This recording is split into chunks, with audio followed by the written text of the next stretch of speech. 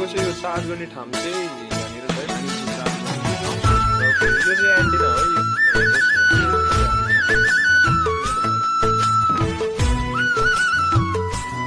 यसलाई चाहिँ अन गर्ने सिस्टम छ भने यतिकै अनै छ अनि यसको लेफ्ट राइट पनि राम्रोसित काम गर्छ है र अगाडि पछाडि भइहाल्यो। अनि यसको स्पिडको लागि यहाँ छ बटन, स्पिड बढ्ने भयो यो चाहिँ।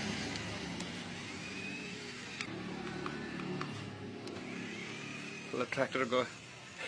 यहाँ स्विच छ है, स्विचलाई अफ गरौँ होइन, गरेँ मैले। अनि त्यहाँदेखि यही रिमोटबाट चाहिँ तपाईँको तल माथि